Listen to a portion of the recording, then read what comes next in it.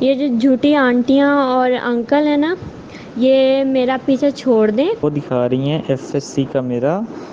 Result پرانے والا۔ السلام علیکم مائی سوشل میڈیا فیملی، امید کرتی ہوں کہ آپ سب لوگ ہمیشہ کی طرح خوش باش ہوں گے، حفظ و امان کے ساتھ ہوں گے۔ آپ لوگوں نے دیکھا کہ آج میں نوٹس کر رہی تھی یوٹیوب پہ کہ 18 گھنٹے گزر گئے ہیں اور یوٹیوبرز کے پاس جو جھوٹ پھیلاتے ہیں ان کے پاس کوئی ٹاپک نہیں رہا اب، کیونکہ دعا زہرا کیس تو تقریباً ختم ہو چکا ہے۔ یہ میڈیکل والی باتیں یہ تو چلتی رہیں گی، دوبارہ میڈیکل ہو، اچھی بات ہے، ہونا چاہیے تاکہ پھر سے ایک بار جو ہے نا ثابت ہو جائے کہ وہ کتنے سال کی ہے۔ تو یہ چیزیں تو دونوں فیملیز کے جھگڑے میں جب تک ان کی انانیت ختم نہیں ہوتی، جب تک وہ صلح نہیں کرتے، یہ چیزیں چلتی رہیں گی۔ لیکن اس کے بعد پھر شام کے ٹائم ایک نیا شوشہ چھوڑا گیا اور اس شوشے میں ظہیر کا ایک رزلٹ کارڈ دکھایا گیا جس میں یہ ثابت کرنے کی کوشش کی گئی کہ وہ ایک نالائق اسٹوڈنٹ تھا، اور یہ ثابت کرنے کی کوشش کی گئی کہ A+ گریڈ کی جو باتیں ہوتی رہی ہیں وہ سب جھوٹ ہیں۔ تو ان تمام باتوں کا جواب بھی آج میں آپ کو ویڈیو میں دوں گی۔ ہمارے ساتھ آج شبیر صاحب بھی ہوں گے جو ظہیر کے بڑے بھائی ہیں، آج میرے ساتھ دعا زہرا بھی ہیں اور آج میرے ساتھ ظہیر بھی ہیں۔ اور دعا زہرا جو ہیں وہ ایسے یوٹیوبرز کے نام ایک پیغام بھی دینا چاہتی ہیں، وہ کیا دینا چاہتی ہیں وہ بھی آپ لوگ سن لیجئے گا۔ جن لوگوں کو اس بات کا شوق ہے کہ وہ میرے ساتھ لائیو کیوں نہیں آتی، انشاءاللہ جلد وہ شوق بھی ان کا پورا ہو جائے گا۔ تو چلیے میں شروع کرتی ہوں آج کا ویڈیو، اور بہت سارے سوالوں کے جواب بھی میں نے آپ کو دینے ہیں، لیکن اس سے پہلے ایک بہت چھوٹی سی کہانی جو ہے نا وہ سننا بہت ضروری ہے، کیونکہ اگر آپ وہ نہیں سنیں گے تو آپ کو کچھ بھی سمجھ نہیں آئے گا۔ معاملہ یہ ہے کہ اللہ تعالیٰ نے ہر انسان کی روزی کا ایک سلسلہ بنایا، اس کے نصیب کے اندر جتنا اللہ نے رزق لکھا ہے، نہ اس سے کم اس کو مل سکتا ہے نہ زیادہ مل سکتا ہے، لیکن کچھ لوگوں کو حلال کر کے کھانے کی عادت ہوتی ہے، کچھ لوگوں کو حرام کر کے کھانے کی عادت ہوتی ہے۔ تو میں آپ کو واقعہ کچھ حضرت علی رضی اللہ تعالیٰ عنہ کا سناتی ہوں، بڑے دلچسپ ان کے ماشاءاللہ سے واقعات ہیں، اور وہ تو ویسے ہی علم کا باب تھے۔ تو ہوا کچھ یوں کہ ایک مرتبہ وہ ایک مسجد میں نماز پڑھنے کے لیے جا رہے تھے، تو وہ ایک خچر کے اوپر سوار تھے جو ان کا پالتو خچر تھا۔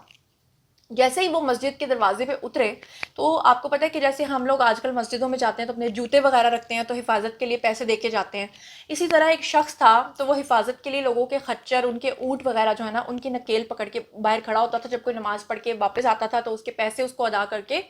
تو اس سے وہ کیا کرتا تھا کہ وہ اپنے اونٹ وغیرہ واپس لے جایا کرتا تھا۔ تو اب جناب ہوا کیا کہ اس نے حضرت علی رضی اللہ تعالیٰ عنہ کا جو خچر تھا اس کی نکیل جو ہے وہ اپنے ہاتھ میں پکڑ لی، لیکن اسے لگا کہ شاید ہی مجھے پیسے ادا کریں گے، نہیں کریں گے، تو اس نے کیا کیا کہ خچر کی نکیل کو کھینچ لیا اور خچر کو اسی طرح کھلا چھوڑ کر وہ وہاں کی جو قریبی مارکیٹ ہوتی ہے، جو اس زمانے میں مارکیٹس ہوتی تھی، کھلی مارکیٹس، وہاں جا کے اس نے وہ بیچنے کے لیے لگانا شروع کر دیا۔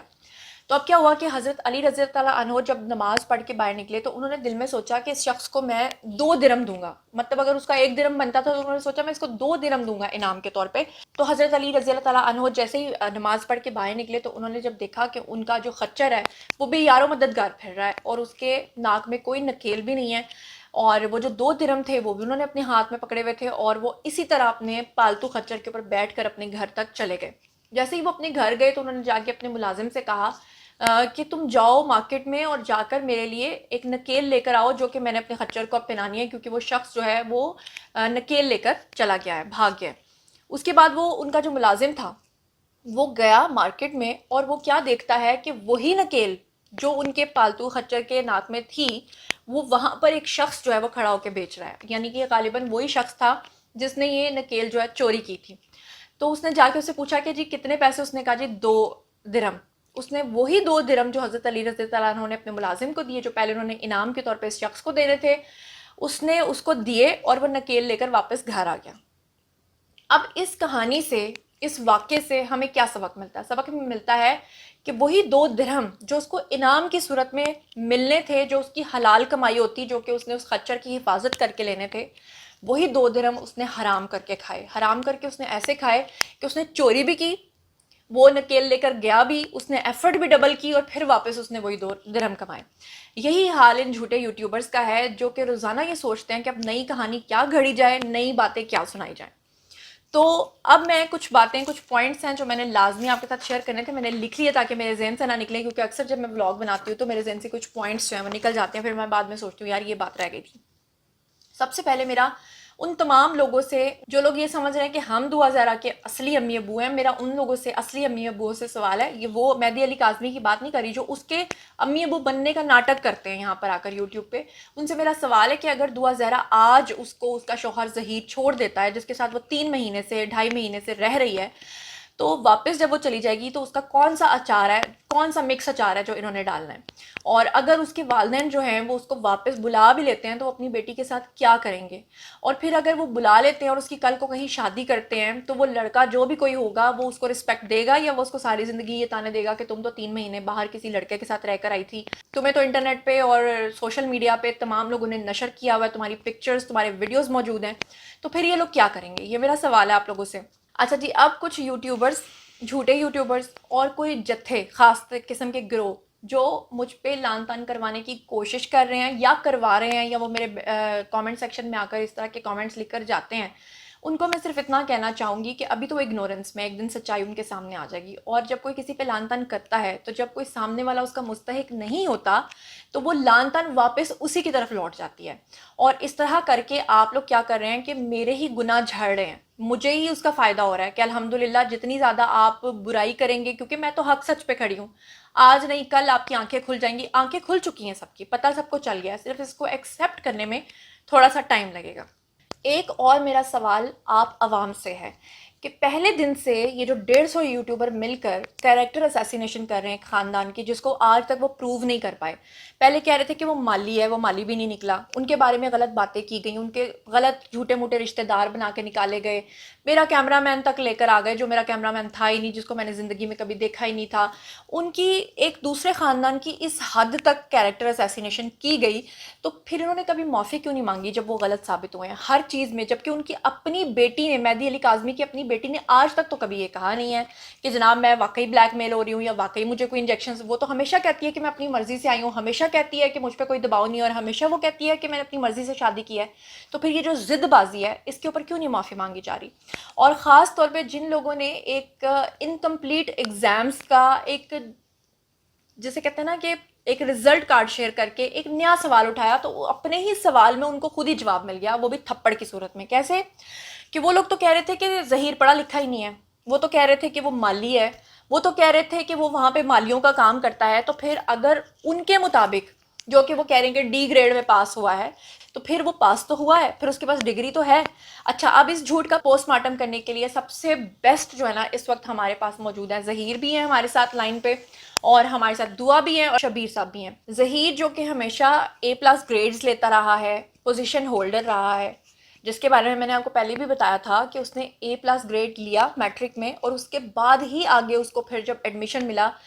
FSC میں تو وہ اس کے میرٹ پہ ملا. آپ بتائیں کہ پنجاب کالج کے اندر کس کو بنا میرٹ کے جو ہے وہ ایڈمیشن ملتا ہے, وہ بھی خاص طور پہ جب آپ ایک غریب فیملی سے ہوں یا متوسط طبقے سے ہوں, جبکہ آپ کو پتہ ہے کہ وہ اپنی فیس بھی خود افورڈ کرتا رہا. تو یہ سب فضول باتوں کا جواب جو ہے نا زیادہ بہتر طریقے سے ظہیر خود دے سکتا ہے. جی ظہیر, مجھے ذرا آپ یہ بتائیں کہ آپ کا جو ایک رزلٹ کارڈ دکھایا گیا ہے جس کے آپ نے پھر سے ایگزامز دیے تھے دوبارہ, اور جو کرونا پینڈیمک میں جو کچھ بھی ہوا اور جس طرح سے آپ لوگوں کی کلاسز بند ہو گئیں اور کالجز بھی آپ کے بند تھے, تو وہ مطلب جس کو کچھ نہیں ملا اس نے یہ حرکت کر ڈالی, کیا کہیں گے آپ؟ ابھی یہ جو وہ دکھا رہی ہیں نا, وہ دکھا رہی ہیں FSC کا میرا رزلٹ پرانے والا. اس کے بعد میں نے دوبارہ ایگزامس دیے تھے جو میں نے آپ کو رزلٹ کارڈ دکھایا ہے, اور میٹرک میں میرا A+ ہے جو میں شروع سے کہہ رہا ہوں. اور باقی یہ جو آگے کا, یہ میں جو آپ کو پتہ ہوگا FSC کے سیکنڈ ایئر کے ایگزامس پہلے کینسل ہو گئے تھے, پھر اس کے بعد دوبارہ ہوئے تھے ایگزامس, اور وہ بھی انہوں نے صحیح طریقے سے نہیں لیے تھے, صرف 2-3 ایگزامس لیے تھے, اور اس میں ہم نے پورا سال ایک بھی کلاس نہیں لی تھی. ہمارا پورا سیکنڈ ایئر جو تھا نا وہ سارا گھر سے تیاری تھی ہماری, تو اس لیے اس میں کم مارکس آئے ہیں. پہلے پچھلا میٹرک جو میرا نا Punjab state laboratory high school سے, اور اس میں میرے A+ ہیں, وہ میں پہلے سے ہی کہہ رہا ہوں. اچھا, باقی جو چیزیں یہ کہہ رہے ہیں نا کہ اس کے نمبرز کم ہیں اور یہ سارا, اگر میرے گریڈز کا انہوں نے پتہ کرنا ہے نا, یہ جو لوگ بول رہے ہیں, تو جا کے پوچھیں Punjab university laboratory high school سے کہ میرا وہاں ریکارڈ کیسا ہے, کبھی کوئی میرا ہوا ہو لڑائی جھگڑا, سب کچھ بھی کوئی ایک ریکارڈ یہ نکال کے دکھا دیں. اور باقی اگر میرا FSC کا پوچھنا ہے تو جا کے پنجاب کالج سے جا کے پوچھیں, ٹیچر سے, پرنسپل سے, سب سے جا کے پوچھیں, وہاں سے جا کے انٹرویو کریں نا. یہ عجیب لوگ کبھی کہیں سے کوئی عام بندہ پکڑ لیتے ہیں, اس کو کہتے ہیں جی, وہ کہتا ہے میں ظہیر کا کزن ہوں, میں ظہیر کا دوست ہوں, کبھی کوئی پکڑ لیتے ہیں, کبھی کہیں سے. ایسے تو ہر بندے کو مشہور ہونے کا شوق ہے, جہاں سے ان کا دل کرتا ہے کسی کو 1000 دے کے پکڑ لیتے ہیں, جی میں حفیظ سینٹر میں اس کا دوست, جس کو بندے کو میں نے کبھی زندگی میں دیکھا بھی نہیں, اس کو پکڑ لیتے ہیں کہ جی یہ اس کے جاننے والا ہے اور یہ اس کے بارے میں انٹرویو دے گا کہ ظہیر کیسے ہے. کریکٹر اسیسینیشن کر رہے ہیں, ان کو کوئی ہے ہی نہیں میڈیا کا کہ کرنا کیسے, کس کا کیسے انٹرویو کرنا ہے, کچھ پتہ ہی نہیں ہے. جس کا جو دل کر رہا ہے وہ ڈالی جا رہا ہے یوٹیوب پہ. اچھا دعا آپ بھی ہو ساتھ میں ظہیر کے، مجھے بتاؤ پلیز کہ یہ جو یوٹیوبرز آپ کے پیچھے پڑ گئے ہیں، آپ کے شوہر کے پیچھے پڑ گئے ہیں، آپ کے پیچھے پڑ گئے ہیں، کیا کہنا چاہتی ہو ان کے نام؟ پھر سے کوئی پیغام دے دو بھائی. یہ جو جھوٹی آنٹیاں اور انکل ہیں نا، یہ میرا پیچھے چھوڑ دیں.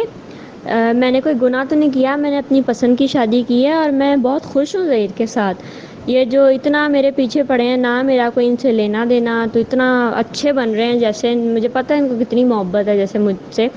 تو میرا پیچھا چھوڑ دیں، میں خوش ہوں. پتہ نہیں کیوں میرے پیچھے پڑ گئے ہیں اتنا، اور ظہیر کو برا بھلا کہہ رہے ہیں. میرے شوہر کے بارے میں کوئی ایسی ویسی بات نہ ہی کریں تو بہتر ہے ان کے لیے.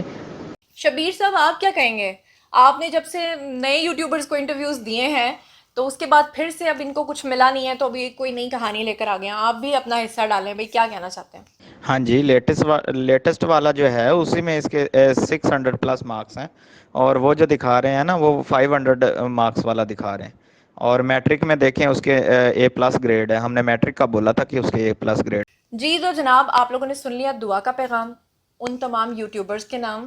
جن تک وہ پہنچانا چاہتی ہیں، اور ڈریں اس وقت سے کہ جو آپ اس کی ہمدردی کے چکر میں الٹا اس کا نقصان کر رہے ہیں. آپ اس کی ہمدردی کے چکر میں اس کی کیریکٹر اسیسینیشن کریں. ایک میرڈ لڑکی جو اپنے شوہر کے ساتھ خوشحال زندگی گزار رہی ہے، آپ اس کی نہ صرف کیریکٹر اسیسینیشن کر رہے ہیں بلکہ آپ لوگ جو ہے ویوز کے نام پر اس کی فیملی کو ڈی فیم کر رہے ہیں، اس کے شوہر پر گھرونے الزام لگا رہے ہیں. پہلے آپ لوگوں نے کہا وہ پڑھا لکھا ہی نہیں ہے، پھر آپ لوگوں نے کہا وہ ان پڑھ ہے، مالی ہے. ساری باتیں غلط ہو گئی. پھر آپ ایک جھوٹا اس کا رشتہ دار، اس کا کلاس فیلو اٹھا کر لے آئے، اور پھر اس کے بعد آپ لوگوں سے کچھ نہ بن پڑی تو آپ نے میرا جھوٹا کیمرہ مین بنا دیا. اس جھوٹے کیمرہ مین نے آ کے معافی بھی مانگ لی، ویڈیو بھی ڈیل کر دیا، اس کے بعد بھی آپ لوگوں کو سکون نہیں مل رہا. اور یہاں پر ناظرین میں آپ کو دکھا دوں کہ جو آپ کو جھوٹے یوٹیوبرز ہیں نا، جو ابھی تک خود اپڈیٹڈ نہیں ہوئے، انہوں نے آپ کو جو دکھایا اس کے جو انکمپلیٹ پیپرز تھے اس کو لے کر آپ کو ایک رزلٹ کارڈ دکھا دیا. اور جو اوریجنل رزلٹ کارڈ ہے وہ بھی آپ یہاں پر دیکھ لیں، جو کہ اس نے بعد میں کرونا پینڈیمک میں کلیئر بھی کیا. اور جو A+ گریڈ ہے اس کا، وہ میٹرک میں آیا، جو کہ آپ نے دیکھا ہے، جس کی بیس پر آگے اسے FSC میں ایڈمیشن ملا. اور جہاں تک بات ہے کہ کسی کے مارکس کم ہیں، کسی کے مارکس زیادہ ہیں، تو اگر پاکستان میں کوئی میرٹ پہ نہیں بھی آتا تو کوئی پڑھنے کے لیے پھر باہر بھی جا سکتا ہے. پھر یہاں سے نئی چیخیں اٹھیں گی. حالانکہ ظہیر نے مجھے ابھی تک ایسا نہیں کہا کہ وہ پڑھنے کے لیے باہر جائے گا، لیکن اگر وہ چلا جائے تو پھر ایک نئی چیخیں نکلیں گی. پھر کہیں گے ہاں ہاں ہم تو کہہ رہے تھے نا وہ کینیڈا چلا جائے گا، ہم تو کہہ رہے تھے نا وہ یہاں چلا جائے گا. تو اس طرح کی باتیں برائے مہربانی کرنا چھوڑ دیں، غلط باتیں. اور وہ جو ہے نا وہ خچر والی مثال ہے کہ اس کی نکیل کی طرح یا تو آپ حلال طریقے سے کما لیں صحیح رپورٹنگ کر کے، یا پھر آپ حرام طریقے سے کما لیں. کمانا آپ نے اتنا ہی ہے جتنا آپ کا رزق لکھا گیا، لیکن اس کو حرام کر کے مت کمائیں. کسی کی بد دعائیں آپ مت لیں. اگر آپ کو مہدی علی کاظمی کے ساتھ واقعی